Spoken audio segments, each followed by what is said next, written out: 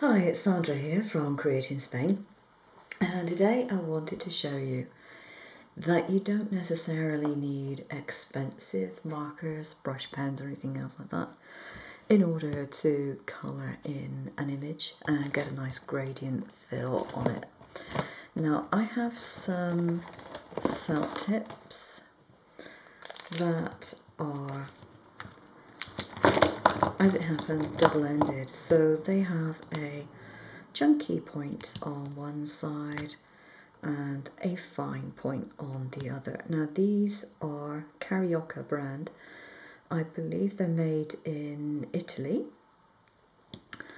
and they are available in quite a lot of places, and they are cheap and cheerful. They are designed for children, and that is exactly what you want. This video is to encourage you to raid your children's supplies, if you have any children around to raid the supplies of course. Now, this is a complete set, and the thing that you would notice if I turn one of these in your direction, it has something very important written on it. It says super washable. Now, I don't intend to go around drawing on my clothes, so from that point of view that doesn't matter.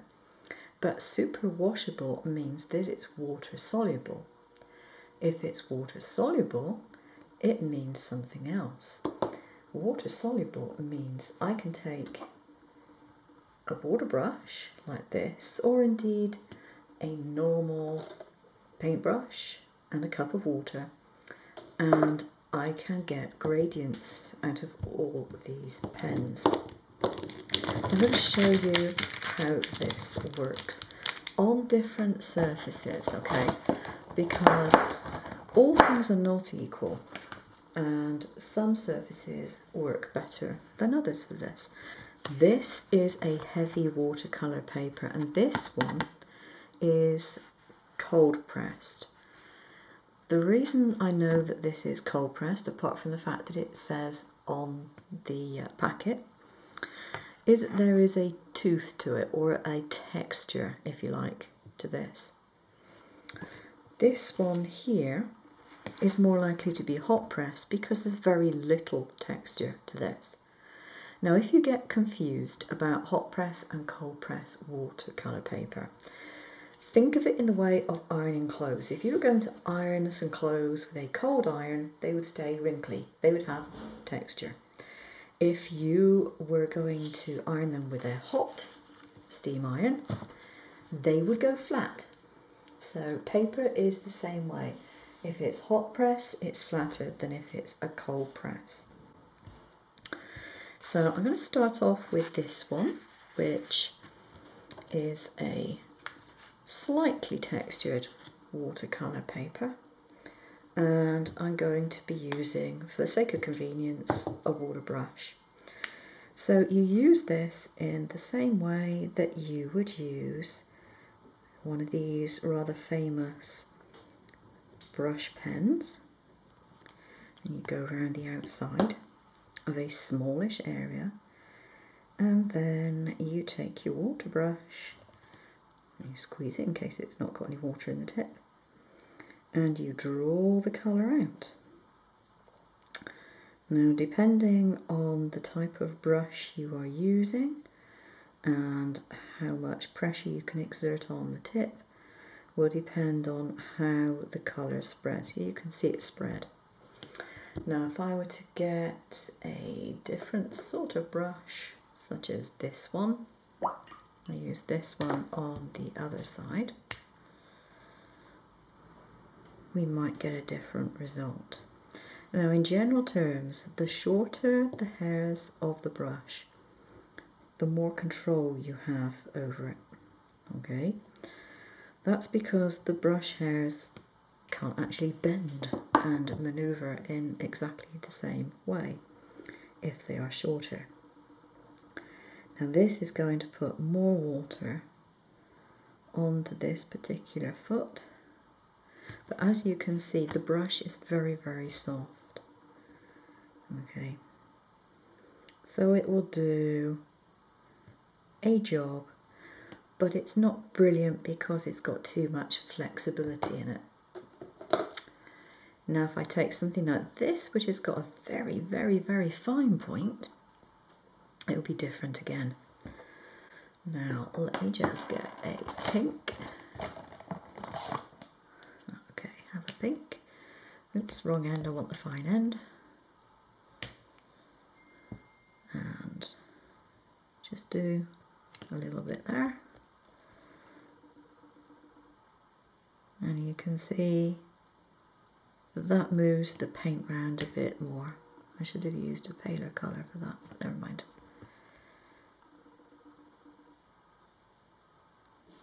So it will move it. And if I use that one, then just do a bit around the ears here. A little bit of colour.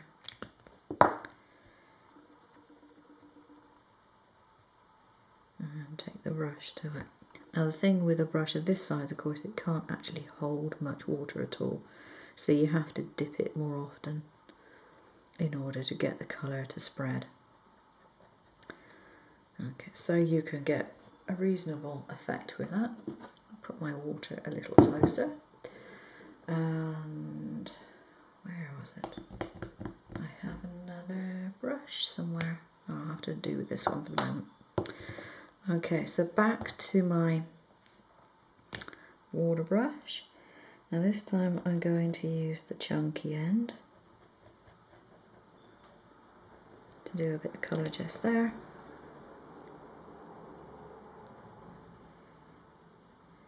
And with these, all you have to do to change colours is to wipe them in a paper towel. You can, of course, dip them in water. If the water's not coming out fast enough, you can dip them in water as well. It's quite convenient because you squeeze the water through the nib, you can clean off the brush tip a lot easier and change colours a lot easier than you can if you're using a traditional brush.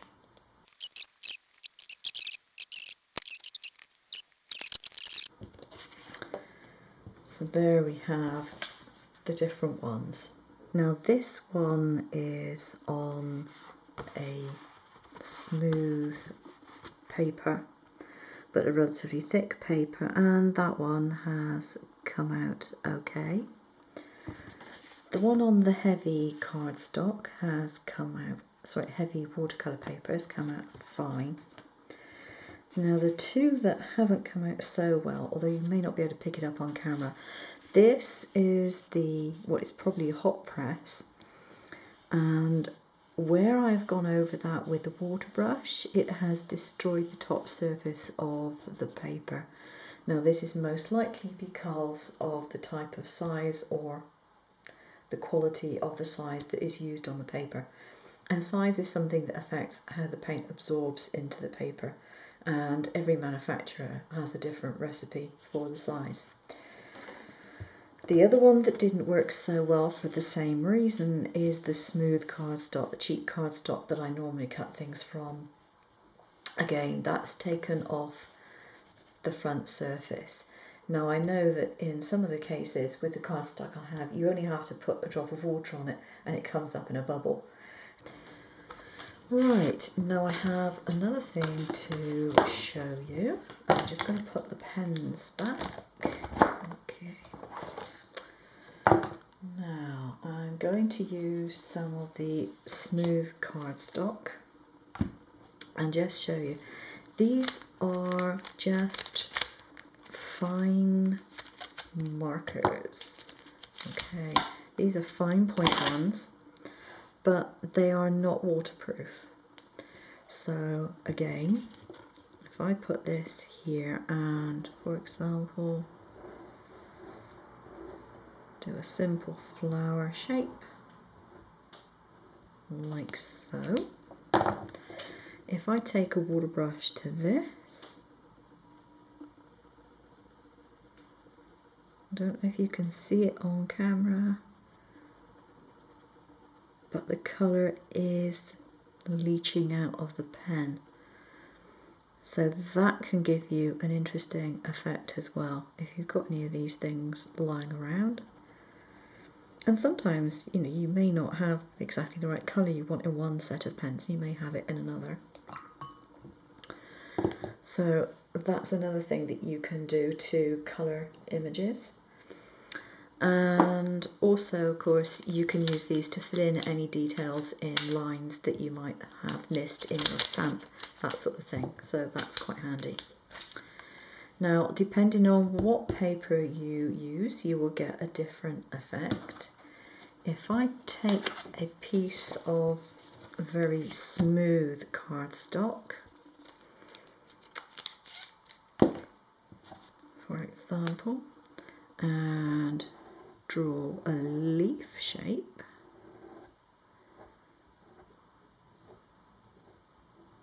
and I do like these pens for very fine detail work, they're great for that, and go over this.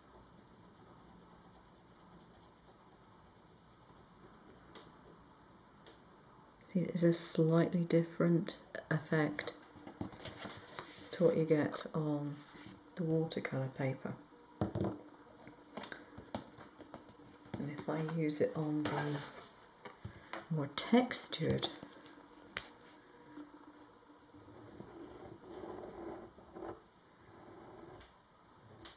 watercolour paper,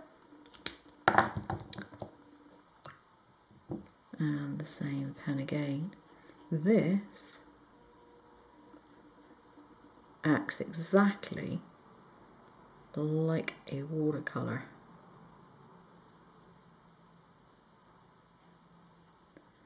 Which is pretty cool. Alright, now the other thing I wanted to show you, I forgot to show you with the pens that I was using earlier. If, for example, you want to use them as a watercolour with a brush, you can scribble onto a surface with these, pick up the colour,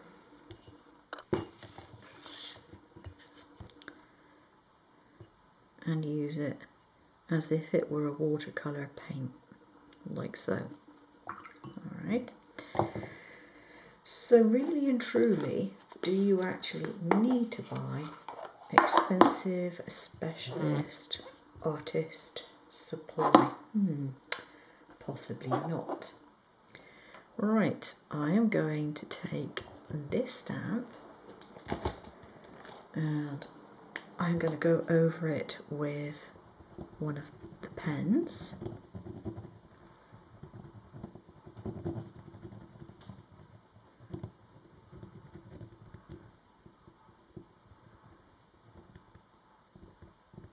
Like so, and see how it stamps. There we go, you've even got it to stamp.